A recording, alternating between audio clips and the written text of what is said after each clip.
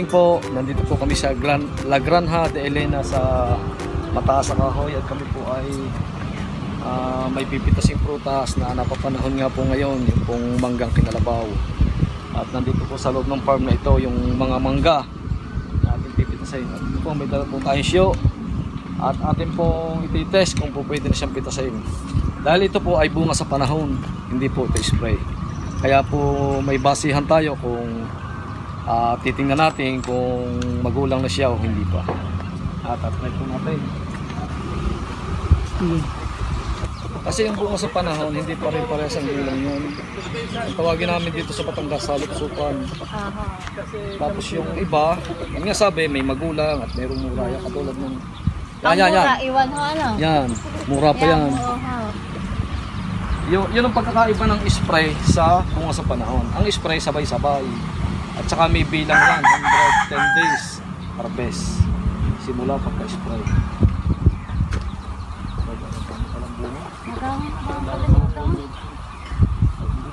Yan po, titest po natin kung magulang na ang ating pipitsing mangga o hindi pa.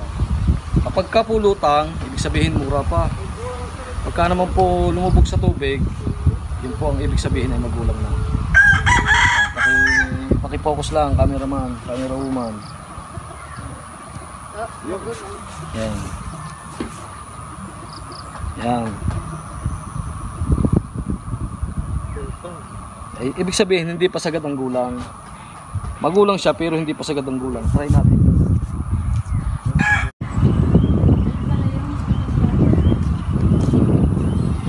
Pero nalubog siya. Nakaibahan ng mura. Oh. Siya ay talagang lutang. Ay siya nalubog. Oh. Nalubog. Yan. Yan ang pagkakaiba. Yung mga mura, talagang lutang na lutang. Ano? So ito naman ay pupwede ng pitasin. Ang ibig sabihin lang ay hindi pa sagad ang gulang. Ito kung ikukumpara natin sa spray, siguro mga nasa 100 days pa lang. Pero pagka nga po ginamitan natin ng mga pagpahinog, katulad nga po ng kalburo, ito po ay may hinog, matamis na din. Yan. Ito naman pong mura ay hindi pa po pwedeng pitasin. Ito po ay kung tawagin namin kutsay, pamburo, pwede po. Ano naman pampahinog. Okay.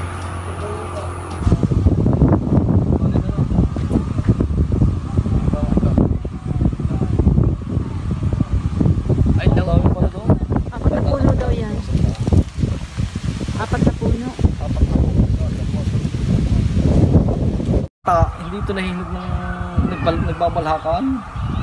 Pero kung kakainin ng hilaw, pwede naman. Pero pagkapahihinugin, hindi pwede. Kailangan ay maingat. Kaya sinamahan ko mong ito. Siyempre, wala pa kayong karanasan sa mangga. Para maalaman ninyo ang technique ng pagpapahinog ng mangga. Sige. Okay, fight! Hindi yung gawin nyo mura eh. Pagkakaputi, hindi na magpalanan eh. Yun eh.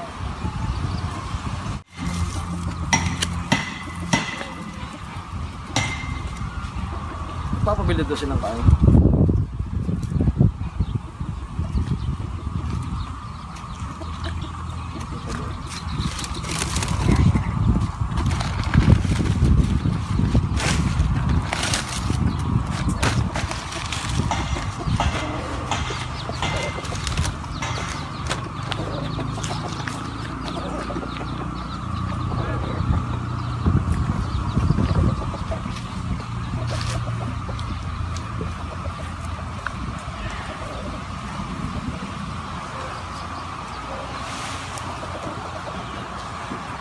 Videohan niyo ito yung dami.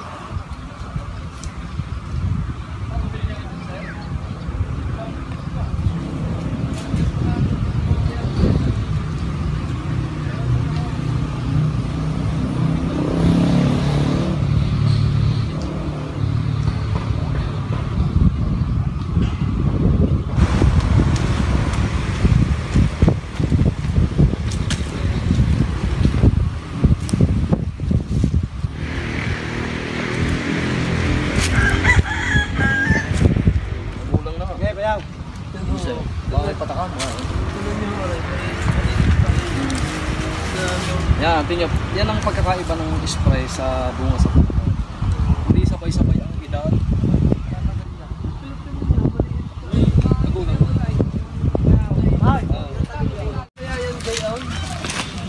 Kahit maliit pa eh. Hindi, ito naman hindi binabase sa size ang gulang nito. Hindi ka sa size. Hindi. Kara ko yung sa estimating. Hindi. Dahil ang mangga, kaya katulad na rin, DRE gold. Ang sunod sa gold, sa padera na, yung tuwa yung segunda. Tapos meron pa sinasabing pala yung tersera. Yan ito mga pala, yan. Kasi di alam lang ang mga rimamitas, hindi tuturo ang technique kung paano pahinugayin. Totoo po. Ay kaso lang, wala pang kalburo. Sabi ko na nga ba dyan. Kailangan nga ng kalburo. Yung dalawang klase ang kalburo, ma'am, yung isang pang saging, saka yung durog. Kailangan bibili mo yung durog, yung truck. Pang mangga, alam na yun. Sabihin ipang mangga. Isang araw ko, i-vlog nyo ay yung mga alaga. Oo. Alagang. Tay, baka mapata ka ng... Nate, kami Wait here! Malalaking kambing at malalaking Yun, sige. Atin na, may kalburo pa rin. Ay, sana ho yung yung wala ho. Gusto ko sinasampulan ko lang kayo. Kung paano. Eh, kakalpuruhin na ka. Saan? Kakalpuruhin na. Hindi pa naman makakalburo ngayon. Nate, Kailangan bukas pa naman. Nate. Nilalaya pa sila ng ganito yung mga ganyan. Yeah. Nasabi ko pa. Kaya ano mas maganda, yung hinugo sa normal o sa kalpuro? Ay, sa akin palagay sa kalburo, gawa ng Nissan, may hihinog yung paragang tawag doon, parang pasa-pasa. Balhakan. At saka balhakan. Ay sige ha. Yung pinakamaganda ng kalburo talaga. Kaya Kalburo itong mangga, pagdating na sa market, lalo spray, ay talagang mahal dahil maraming proseso. Ang ginagawa. Tingnan sa ito. Hindi naman ho yung nasusobrahan sa kalburo. Hindi, may araw ho yun, 5 to 6 days.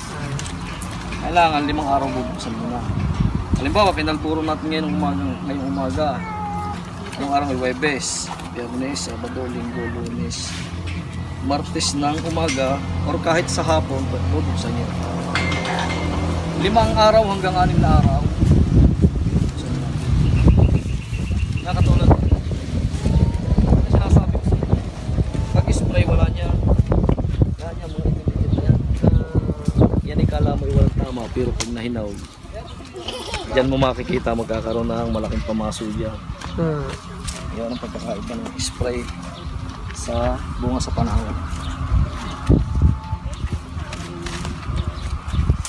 Ano po, yung pagkakakambabay ko, tatanggalin ng kalburo. Hindi na ho. Basta bubuksan nyo lang. Open lang. Pwede naman tanggalin, kaso nga lang, di magre-repack uli kayo. Oo, di hahalwatin ulit lahat. Hahalwatin uli. Mangga.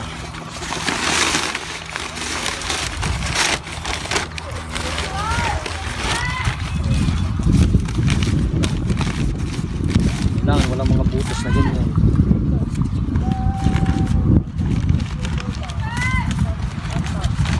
So ito pang ating pagsusunog ng mangga ay gusto ko hindi po talagang preparado.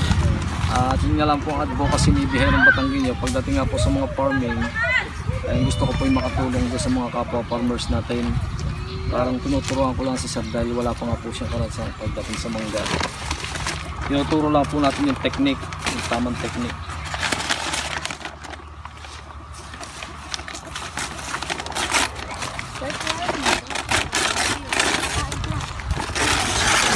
Yan, 4 na dyaryo po ang kailangan. 4 na papel. Katulad niya, may sapin na sa pinaka-ilalim niya.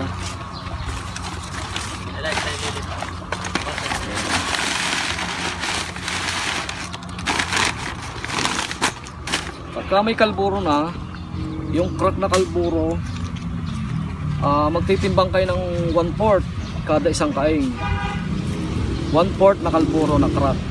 Babalutin nyo sa dyaryo, tapos ilalagay nyo sa ilalim, tapos dyaryo uli, saka nyo ilalagay yung ating mangga. Kaya kumbaga are,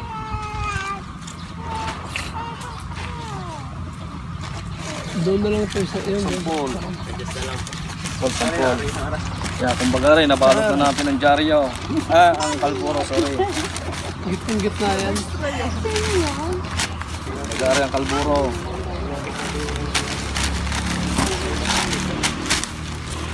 Kumbaga rin ang kalburo. For example, lalagyan natin sa pit na ganyan. Tapos, dyaryo ulo. Muna, kaunting dyaryo. Yung kapiraso lang. Maraming dyaryo yung kailangan talaga.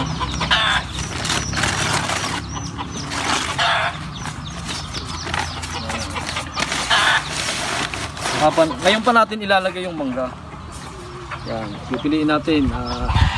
Isusort natin kung gusto. Kung hindi naman, yung sorted na. Yan. Kakamata natin ganyan ng mangga. Kaya katulad nito, assorted na po ang ginagawa natin. Kailangan ay maingat. Yun nga po ang tatandaan natin. Hindi pwedeng kalburuhin pagkapitas. Maghihintay tayo ng mga 12 hours bago natin kalburuhin para malaya yung mga dakta. Ito lang po ay parang ikangay demonstrate lang kay sir para maalaman yung technique ng pagpapahinog ng mangga. Nakamada natin yung maganda. Yan Paul, ilayo nyo na doon. Parang idinedemo lang po natin. Kailangan ay maingat tayo sa pagpapaki ng mangga. Hindi pwede yung hahalo ang kanyang dagta. Dahil kung mahihinog siya, hindi maganda, hindi katulad nung nakikita natin sa market na talagang quality. So kailangan maingat para maging quality ang ating hinog ng mangga.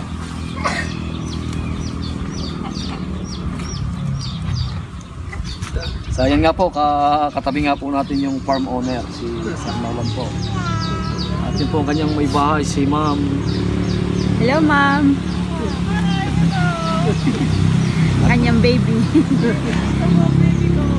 Dito po kami sa kanyang napakagandang farm. Ari sir, wala pang kalburo ha. Demonstration lang. Yung tatandaan niyo sir, kailangan tuyo ng dakta bago kalburo. Parang i-demo ko lang sa inyo. Paano ho yan patutuyo? Di halimbawa, nasa kain na ganyan, dapat kung marami tayong kain, wala nang alisan muna dyan eh. Kaya sabi ko dapat maraming kain. Hindi naman ho kailangan ilatag. Kailangan mahalo ang mangga. Talaga kayong mga crates dyan. Hinog mo. Wala ho eh. Pagsalina. Crates. Magandang klase ng mangga. Ate ma'am, tataba. Yan, isang po. Magulang na siya. Hindi pa lang talaga sagad.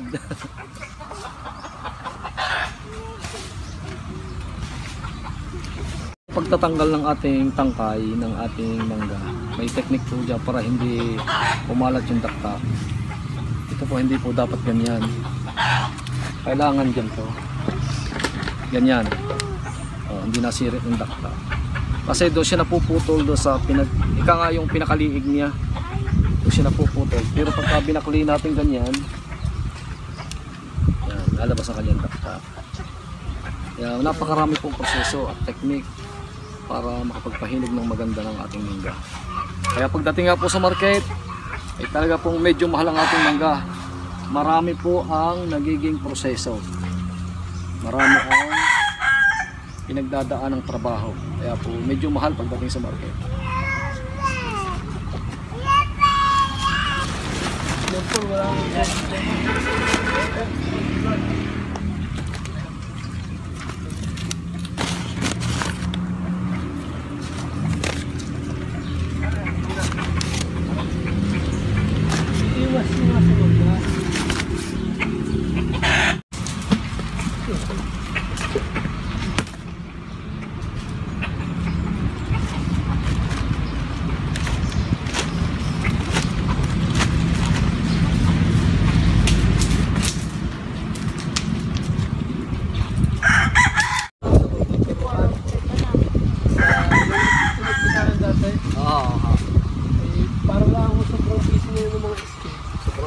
at saka si Nini, graduating ngayon. Yun, kaya Yeah. waiting na.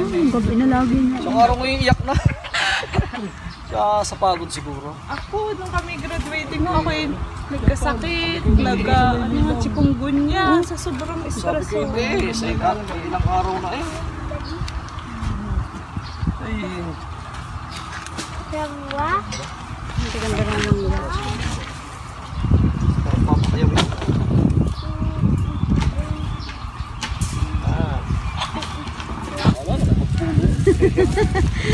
Yun. Okay na. Papa, taas mo nga yan. Yan. Okay na po.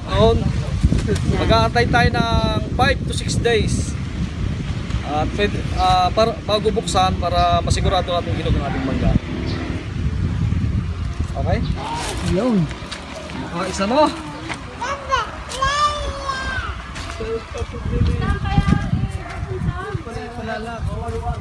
Oo nga, pwede naman nating anahin.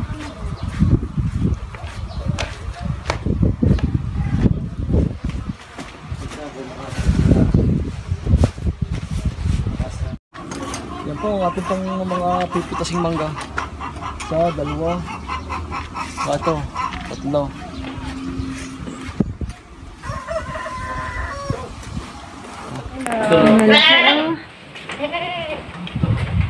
Ang tawag naman po dito ay, yung klase ay traditional, yung white, ang body, tapos brown yung ulo. Traditional siya. Opo. Traditional bower, tapos ito ay red. Parang ganyan din ang lahi ng kaipul na kambing. Parang bower ba? Bower, ganun. Aling ka sa panan din eh. Aso parang kanya station na. Ayan, oo, anak ko eh. Talaga. Ang taas. Ano kayo natimbang ng ano? Yung Ang import ko natin ay galing Australia at saka ayun, US. Australia. Galing Australia at US. Mabait ka? Opo, Hello. lalo sila ay petting, mabait. Mabait. Hindi katulad ng mga Tagalog na kasama wild. ko yung bunso ko. Ang tuwa na Yung pet lover din yun. Yung bunso. Kailangan magtuwa na ako. Ang kanilang pakain. Molasses na may kasamang mais. At ano yung damo na yun? Yung Parang, parang... doon, yan daw ng tubo. Kaya pala mabango. Tulungan natin yung mga manok. Napakitid ko yan. Ay, ito ng manok. Parang ito ang, Rhode Island? Rhode Island. Yan ho yung ano niya. Rhode Island ho yan kasi parang hindi na ho ganun kapuro yan. Bigay lang ho sa amin. Oo. Ang ganda. Ito ho yung mga layers. Ito ho yung mga puro ko. Ayan. Ano sabi? Uh, Puro important ang lahat ng iyong manok. Oo, yung linya ho nila. Ang lalaki. Diyos ko po, Siguro kakatuwa. natin bang yan ng mga 8 kilo? Isang piraso. Pag nag-mature ho, Oo. Bata pa po yan. Ah, bata pa yan. Mag-asawa. Ang laki. magkakaedad ho yan. Ito ho, Ata. 5 months. Ganyan din siya, ganyan din lahi. Ito ho yung mga babae naman. Ang babae lahat. Yan ho yung Rhode Island Red na pang Rhode Island yun, Rhode Island. Tapos ito ho yung Black Australorp. Na mga, so yung linya ho nila yung super jumbo. Yan yung orat ang lalaki. Yung papa, ang laki na rin. Oo. Pwede ko pumasok. Wow. Yan. Talaga naman. Nakakatuwang yung ganda ng kanyang balahibo. Hindi katulad ng mga ibang klaseng manok na parang dirty siya pero ito ay napakaganda yung makintab. Yan ho yung lalaki pa. 5 buwan pa lang ho yan eh. Yan po ay 5 months old daw lang po itong manok na to. Grabe na ang nilalaki. Dito naman ho yung fresh eggs namin yung itlog. Yung mga paitlogan naman. Ay, ano natin. Mangulekta po kayo ng egg. Nandun po yun. Pakita mo ang itlog. Pwede pumasok. Oo, mababait po yan. Ayan po, ang itlog. Ang dami, oh. Mahilig din talaga kayo sa mga Nakatuwa sila. Tsaka ang babait. Ang babait hawakan. Oh. Mga hen po ito lang. Ang ganda ng kanilang paitlogan. Talagang may bahay. Lahat ay babae. silang kambing at saka yung tulad ng manok. Eh, hindi ko itong mga Rhode Island. Parang pamilya na sa akin yung gano'n. Yung mga malalaki. Anong lahi po yan, kuya? Black Australorp po. Ayan. black stroller. Ang ganda. Balahibo niya ay madulas na matintag. Sir, salamat po sa bala. Yes. Agong pa kami dito, sobrang kasukal. Pinaano po namin yan, daming talong po Ayun yan. nga, may bunga na. Ano po yung nakailang harvest na ho kami dyan? Ayun, oh. Nakaka-harvest nga lang ho nung 2 days ago para. Ayan, may mga bunga na. Dito po nakalagay yung tae ng kambing namin. Anong variety ma'am ng talong na to? Yung Tagalog po eh. Yung utwagi inaraw-araw. Ay, araw-araw. Ito, bunga naman. May bunga na nga, Papa. Talaga nakakatuwa din sa farm na rin. Nakakaalis po ng stress. Pagka po kayo napasyal dito sa sa farm na ito ay talaga pong nagre-relax kayo. Sari-sari po makikita nyo dito. Ari po yung tae ng kambing ginamit po namin pataba. Ayan, ang pataba. Ang organic po talaga ang mga halaman nila dito. At ang ginagamit po nilang pataba ay yung mga dumi ng mga kambing, kapo ng manok. At ang kanilang nga pong mga ibang patuka ay organic din. Ano nga tawag dyan? Papa, Mother de Agua. lahat po ay price ika nga. Hindi namin. Ang ganda. Sili oh. May sili pa. Ang gamit. Kitang-kita mo pagka ang halaman ay mataba, mag-green ang dahon. Sabi mo, healthy talaga dahil ang dahon ay mag-green.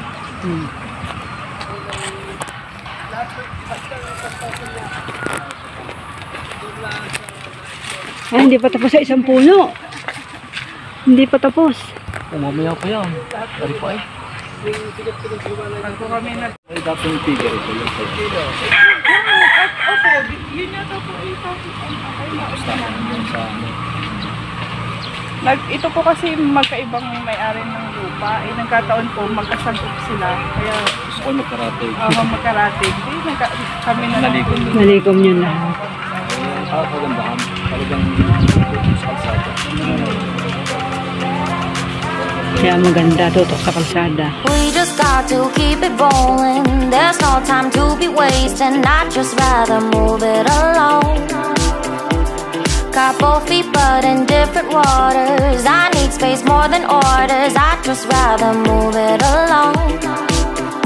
I know how you're feeling, 'cause sometimes I do tight.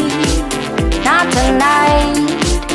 You're gonna hear me, gon' dance it off goodbye. My love, can we drop this? Our time can't pass us by. This bond makes us stronger, just to be together. All I wanna do is crash now when you're spewing facts now. I know that I am getting better. We know that we can get crazy when some things seem lazy. I know that I am getting better. I know how you're feeling, 'cause sometimes I do tight. Not tonight. You're gonna hear